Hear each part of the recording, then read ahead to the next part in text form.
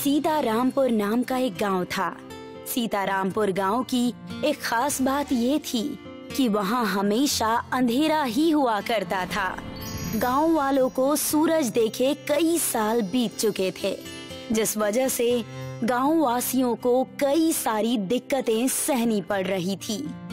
इस गांव के लोग नारा भी नहीं लगा सकते। मैं कुछ समझा नहीं। जब तक सूरज चांद रहेगा, मंगल सीनू का नाम रहेगा। ना तो यहाँ सूरज है, चांद तो जैसे घर के मामा जी हो गए हैं, घर पर ही रहते हैं। सुबह के 8 बज रहे हैं और बाहर देखो तो घना अंधेरा। मंगल सुबह सुबह उठकर बाहर टहलने चला जाता है। चौराहे पर इतना अंधेरा होता है कि उसे कुछ दिखाई ही नहीं देता। तब वो टॉर्च जलाकर चौराहे पर चाय पीने लगता है। चाय वाले भैया, चाय ही पिला दो। हाँ हाँ मंगल भाई, क्यों नहीं, ये लीजिए चाय। ज्यादा अंधेरा होने के कारण मंगल को चाय मिली ही नहीं और गलती से मंगल ने चाय वाले के पास रखा हुआ ठंडा दूध ले लिया और ठंडा दूध पीकर कहने लगा, बड़ी फीकी और ठंडी चाय है यार, दूध जैसी लग रही है। ऐसा लग रहा है मेरे जीवन में अंधकार छा गया है। खुशबू चाय की बड़ी अच्छी आ रही है, लेकिन स्वाद दूध का। मंगल भाई, कैसी बहकी बहकी बातें कर रहे हो मंगल भाई? चाय तो मेरे हाथ में ही है, कहीं आप बिल्ले का झूठा दूध तो नहीं पी रहे? मंगल ने जैसे ही बिलौटे का दूध सुना, दूध उसने फेंक दिया और गुस्से से कहने लगा, ये क्या खुराफात है भाई साहब? अंधेरे का फायदा उठाकर तुम चाय की जगह बिल्ले का झूठा दूध पिला रहे हो। गरुड़ पुराण में इसकी भी सजा लिखी हुई है। मंगल इतना कहकर गांव के नदी की ओर चला गया। गांव में एक ऐसी नदी थी जिसका पूरा पानी गरम गरम था। गांव के लोग उस नदी में जाने से डरते थे। गांव की नदी हमेशा चमकती रहती थी, इसलिए गांव वाले वहीं सुबह शाम अपना खाली समय बिताया करते थे। सरपंच जी ने मंगल को देखकर कहा, क्या तुमने कभी सोचा है कि इस नदी का पानी गर्म क्यों है? तुम इस पानी में तवा रखकर अंडे से ऑमलेट बना सकते हो। सरपंच जी, मैं यहाँ मन की शांति ढूंढते हुए आया हूँ। मुझे क्या करना अंडे और ऑमलेट से? खैर, मैं तो अपने मन की बात करना चाहता था तुमसे। मन की शांति ढूंढ लो। सरपंच जी वहाँ से चले जाते हैं। मंगल सीनू को देखकर कहता है, सीनू भाई, हमें इस नदी का रहस्य पता करना ही होगा। पागल तो नहीं हो गए हो तुम? इतने गर्म पानी में अच्छे से फ्राई हो जाओगे। मेरे पास नाव और मेरे दादा की दी हुई रेनकोट भी है। बारिश थोड़ी ना हो रही है, रेनकोट से क्या होगा? लेकिन तुम मेरे दोस्त हो, मैं तुम्हारी बात नहीं डालूंगा। सीनू के इतना कहने से मंगल के चेहरे पर चमक आ गई और मंगल अपने घर जाकर दादाजी की रेनकोट पहन लेता है और एक सीनू के लिए भी ले लेता है और उस नदी में चला जाता है। मंगल भाई, मेरा जी घबरा रहा है, पसीने छूट रहे हैं। अबे थोड़ी दूर और है भाई, मैं पानी के अंदर जाऊंगा, तुम यहीं बैठे रहना। मैंने ये हेलमेट भी ले लिया है, इससे पानी के अंदर जाने में सिर को पानी नहीं लगेगा। मंगल सीनू से इतना कहकर पानी में कूद गया। पानी बहुत ज्यादा गर्म था। उसे पानी के अंदर एक सूरज नजर आया, जिसे देखकर मंगल चौंक गया। नदी के अंदर सूरज कैसे आ सकता है? आखिर क्या बात है? मुझे बड़ी घबराहट हो रही है। आखिर यही वजह है जिससे हमारे गांव में सूरज दादा नहीं उगते। जैसे ही मंगल सूरज दादा के करीब पहुंचा, वहाँ उसने देखा कि नदी के अंदर से बेड़ियां आईं और मंगल को उन बेड़ियों ने जकड़ लिया। छोड़ो मुझे, छोड़ो मुझे! सीनू, सीनू, मुझे बचाओ! इन बेड़ियों ने मुझे कैद कर रखा है। मंगल की आवाज पानी की वजह से सीनू तक नहीं पहुंच रही थी। सीनू बहुत घबराया हुआ था। इतनी देर हो गई मंगल भाई, अभी तक ऊपर ही नहीं आए। कहीं वो परेशानी में तो नहीं है? हेलमेट एक और रखा हुआ है, रेनकोट मैंने पहना है। मैं नीचे चला जाऊं क्या? अगर नहीं गया तो लोगों को लगेगा कि मैं कायर हूँ, एक दोस्त को बचा नहीं पाया। सीनू बिना कुछ सोचे समझे हेलमेट पहनकर गरम गरम नदी में कूद गया और मंगल को ढूंढने लगा। इस तरफ से रोशनी बड़ी तेज आ रही है। जरूर सब कुछ वहीं घटित हो रहा है। सीनू ने मंगल को बेड़ियों में बंधा हुआ देखा। सूरज दादा के सामने सीनू दंग रह गया और मंगल को उन बेड़ियों से छुड़ाने की कोशिश करने लगा। ये बेड़ियां बहुत मजबूत है, मुझे यहाँ से बाहर निकालो। सीनू मंगल को बेड़ियों से मुक्त कर ही रहा था कि वहाँ पर एक जादुई कछुआ आया और कहने लगा, थम जाओ तुम दोनों और अपना हेलमेट निकाल दो। इस पानी में तुम सांस ले सकते हो और ये तुम्हें गर्म भी नहीं लगेगा। उस कछुए को बोलता हुआ देखकर सीनू और मंगल दोनों डर गए। उतने में ही मंगल की बेड़ियां खुल गई। तब मंगल ने सुकून की सांस ली। तुम कौन हो और हमसे क्या चाहते हो? वरना सांस न ले पाने से हमारी जान को खतरा हो जाएगा। तुम दोनों अपना हेलमेट निकाल कर मेरे साथ आओ। इस नदी में एक गुफा है, वहाँ चलो। सीतापुर गांव की नदी मायावी थी। तीनों नदी के अंदर सांस ले रहे थे। सीनू और मंगल ने अपने रेनकोट उतार दिए और एक दूसरे से कहने लगे, हम खामखा इतना डर रहे थे। देखो हम पानी के अंदर भी बैठे हैं और सांस भी ले पा रहे हैं। उस गुफा के अंदर चलकर देखते हैं कि असल में बात क्या है। मंगल और सीनू उस कछुए के साथ उस गुफा के अंदर चले गए। उन्होंने वहाँ पर देखा कि सीतापुर गांव है, जहाँ सूरज दादा उगे हुए हैं। ये हम सब क्या देख रहे हैं? ये तो हमारा सितारापुर गांव है। वही चौराहा, वही सब कुछ। सरपंच जी वही नजर आ रहे हैं। चाय की दुकान भी वही है। सारे खुश हैं। आखिर ये कैसे हो सकता है? सीनू और मंगल गांव के अंदर जाकर देखते हैं। गांव पहले से बहुत ज्यादा अच्छा और बहुत सुंदर नजर आ रहा था। बच्चों की चहल पहल, चारों तरफ खुशियां ही खुशियां। आइए मंगल जी, सीनू जी, ये देखिए हमारे गांव में आज ही सूरज दादा ने अपने दर्शन दिए हैं। कई साल बाद गांव से अंधेरा हटा है। लेकिन ये कैसे हो सकता है? ये तो मुमकिन नहीं है। हम नदी के अंदर थे और अब नदी के अंदर हमारा गांव और सब कुछ यहाँ ठीक कैसे है? बेटा मंगल, मैं तुम्हारा दादाजी हूँ। मेरी चोरी और डकैती की वजह से मुझे एक मायावी जिन ने श्राप दे दिया। उस जिन का श्राप ये था कि मैं हमेशा कछुआ बनकर इस नदी में ही तैरता रहूंगा और सूरज दादा सीतापुर में कभी दर्शन नहीं देंगे। आप मेरे दादाजी हैं? मैंने आपको बहुत मिस किया दादाजी। तो क्या अब आप श्राप मुक्त हो गए? नहीं बेटा, श्राप के मुताबिक तुम्हें यहाँ आना ही था, इसीलिए मैंने तुम्हें बेड़ियों में कैद कर लिया और तुम्हें यहाँ आने पर विवश कर दिया। हमारे परिवार में से किसी एक को यही नदी में रहना होगा, तब जाकर सीतापुर में सूरज दादा उगेंगे। मैं रुकूंगा यहाँ पर, लेकिन इस चीज का कोई तो उपाय होगा। उपाय ये है कि सूर्यास्त से पहले अगर सूर्य देव के मंदिर में जाकर तुमने इस नदी का जल अर्पण कर दिया तो हमारा श्राप मुक्त हो जाएगा। आप दोनों यहीं रहिए, मैं जल्दी से जाकर सूर्य देव के मंदिर में जल अर्पित कर दूंगा। सीनू नदी का पानी लेकर सूर्य देव के पास पहुंच गया। सूर्य देव के मंदिर में जाकर सीनू ने उन्हें सूर्यास्त से पहले ही जल अर्पण कर दिया और दोबारा नदी के पास जाकर देखा तो मंगल और उसके दादाजी, जो कछुए से दोबारा इंसान के रूप में आ गए थे, वो दोनों वहाँ सीनू का इंतजार कर रहे थे। सीनू ने सीतापुर का श्राप मुक्त कर दिया था। मंगल सीनू के गले लग गया और कहने लगा, तुम्हारा लाख लाख शुक्रिया मेरे दोस्त। भगवान तुम्हारे जैसा दोस्त सभी को दे। दादाजी, मंगल और सीनू सारे सीतापुर में जाकर जश्न मनाने लगे। गांव में सूरज दादा कई साल बाद आए थे। गांव वालों ने उनका बहुत बहुत स्वागत किया और फिर सभी खुशी खुशी दावत खाने लगे और अपना जीवन खुशी खुशी व्यतीत करने लगे। रामा अपनी पुश्तैनी जमीन पर काम करता था। यही 2 एकड़ जमीन ही रह गई थी रामा के पास। अपने दादा परदादा की निशानी के नाम पर यही जमीन थी।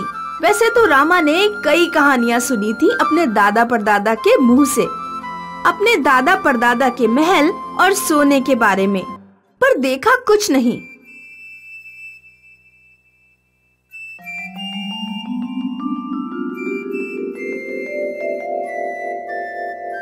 वो देखो बेचारे रामा को, ठाकुर दिग्विजय सिंह का नाती होते हुए भी आज उसके पास कुछ नहीं रहा।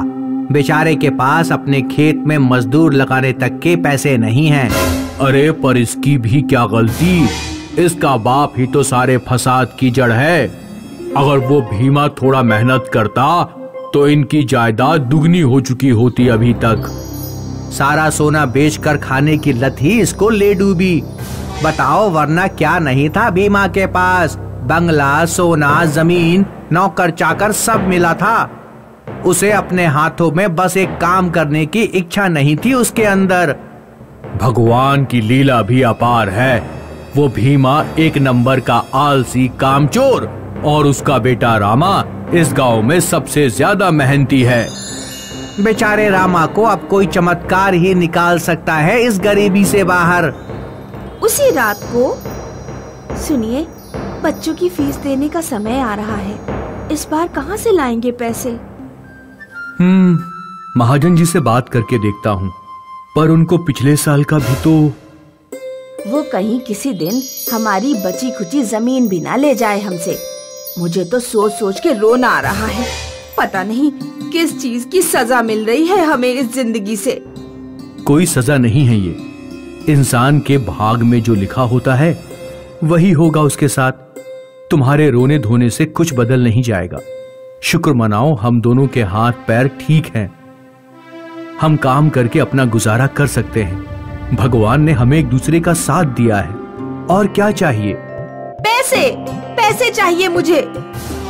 रामा को कुछ दिनों बाद खुदाई करते हुए अपने खेत में एक सोने की मूर्ति मिलती है।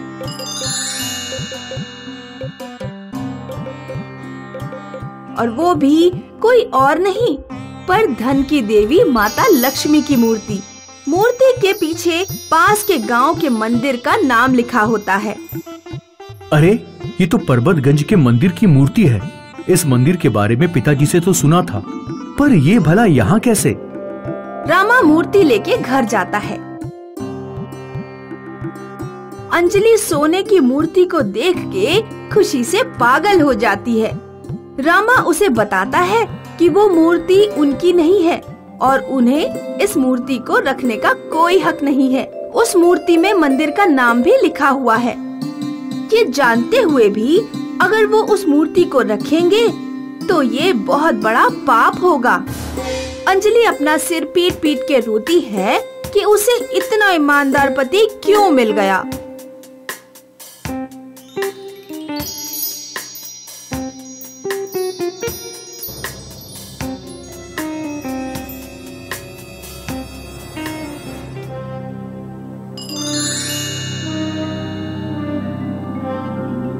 रामा, तुम्हारी ईमानदारी देख के हम बहुत प्रसन्न हुए। देवी जी, क्या ये सच में आप हो? हाँ रामा, ये मैं ही हूँ।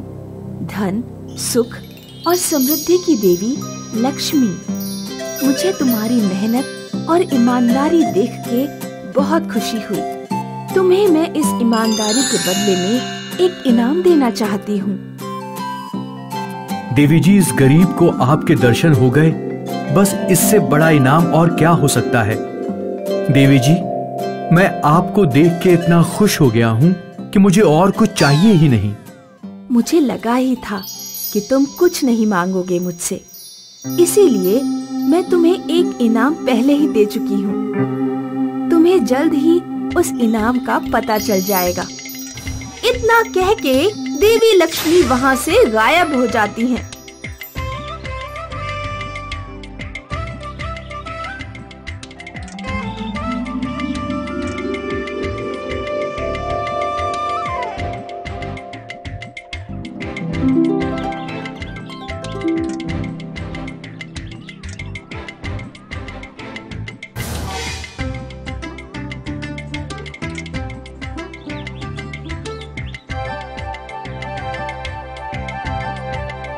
रामा अपने खेत के फल पौधे बेचने लग जाता है। अपने खेत के आगे वो अपनी एक छोटी सी दुकान लगाता है जहाँ हर तरह के फूल फल सब्जियाँ बिकती हैं। धीरे धीरे रामा के खेत बहुत मशहूर होने लगे। अब शहरों से भी लोग उसका खेत देखने आ रहे थे। मीडिया वालों को भी इस खेत के बारे में पता चला। कई न्यूज वाले आए रामा से बात करने और वो हर किसी को यही कहता कि लक्ष्मी माता का वरदान मिला है उसे। बात इतनी बढ़ गई कि मंत्री और राजनीतिक पार्टियां तक आने लगे। अम्मा, अरे ओ रामा, कैसा है तू? अरे महाजन, आओ आओ, बस भगवान की कृपा से सब अच्छा चल रहा है अब तो। हाँ, अब तो लक्ष्मी माँ के हाथ हैं तुम्हारे ऊपर। एक समय पे मेरे पैसों पे पला है तू, याद है ना? अरे हाँ महाजन, मैं कैसे भूल सकता हूँ। तुम्हारे मदद से तो मैंने अपनी आधी जिंदगी बिताई है। हाँ, तो तुझे याद है मतलब। तो कब लौटा रहा है वो लिए हुए पैसे? क्या? कौन से पैसे? मैंने तो सारे पैसे वापस कर दिए तुम्हें, और वो भी सूद समेत। वो सूद था गरीब रामा के लिए, जिसके पास अपने बच्चों को स्कूल भेजने के लिए पैसे नहीं थे। अब तो तू वो रामा नहीं रहा, अब तो तू बहुत ही मशहूर और धनी रामा बन गया है। तो तेरे धन के हिसाब से लूंगा ना मैं तेरे से सूद। ये क्या बकवास है महाजन? ये कहाँ का नियम है? जितने की बात हुई थी उतना सूद मैंने तुमको दे दिया है, तो अब तुम मेरे पैसों के लालच में आए हो यहाँ, और कुछ नहीं। देख रामा, जिस पैसों की लालच की तू मुझसे बात कर रहा है ना, वो पैसे भी तेरे खुद के नहीं हैं, वो भी उस जादुई हल के हैं। कल को वो हल अगर टूट गया या भगवान ना करे उसे किसी ने चुरा लिया, तो दोबारा मेरे ही पास गिड़गिड़ाते हुए आना पड़ेगा तुझे। ले जाओ उस जादुई हल को अगर तुम चाहो तो। मुझे अपनी मेहनत पे उस जादुई हल से ज्यादा भरोसा है। अपने खेत का काम मैं पहले भी खुद ही किया करता था, और अब भी खुद ही कर लूंगा। बहुत घमंड आ गया है तुझे अपनी इस मेहनत पर। चुपचाप मेरे सारे पैसे मुझे वापस कर दे, वरना तेरा घमंड और तेरा हल दोनों चूर चूर कर दूंगा। महाजन, मैं तुम्हें एक फूटी कौड़ी नहीं दूंगा, चाहे तुम कुछ भी कर लो।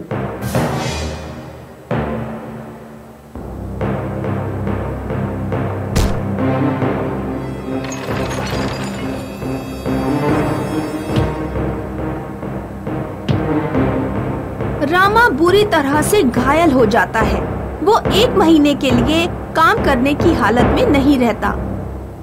उसके खेत खाली पड़ जाते हैं और उसके घर के आगे की दुकान भी। 1 महीने बाद जब रामा वापस अपने खेत में आता है, अपनी बंजर खेत को देख रामा की आंखें भर आती हैं। रामा अपना पुराना हल उठाता है और खेत में खुदाई चालू कर देता है। रामा सोचता है कि जादुई हल के टूटने की वजह से अब उसके खेत में कुछ नहीं उगने वाला है। पर रामा को चौंकाने वाली चीज दिखती है। उसका खेत उस जादुई हल से जोतते जोतते पूरा का पूरा बदल चुका है। मानो उस खेत की मिट्टी में सारा जादू भर गया। रामा जो भी उगाता उसके पौधे फट से उग जाते और फसल अच्छी खासी मिल रही थी। वो देख बेचारे रामा को, जादुई हल के टूटने की वजह से अब दोबारा अपने खेत में खुद काम करना पड़ रहा है उसे। अरे कैसा बेचारा, जादुई हल से जितना कमाना था कमा लिया, और अब उसकी जमीन इतनी उपजाऊ हो गई है कि अब किसी जादुई हल की जरूरत नहीं है उसे। अरे तो ये अपने खेत पे इतनी मेहनत से खेती क्यों कर रहा है फिर? भला ये कैसा सवाल है? रामा किसान था तो खेती करता था, अब भी रामा किसान है तो खेती ही करेगा ना। खेत से चाहे तुम किसान हटा दो, पर किसान के दिल से उसकी मिट्टी कभी नहीं हटेगी। दुष्ट महाजन भी रामा के खेत के आगे से गुजर रहा होता है और रामा के खिले फल और सब्जियों को देख महाजन चलते चलते रुक जाता है। रामा ने बोला था कि जादुई हल हो या नहीं, उसकी मेहनत तो हमेशा उसके साथ रहेगी। और महाजन ने जितनी भी कोशिश की, आखिरकार किसान की मेहनत की जीत हुई।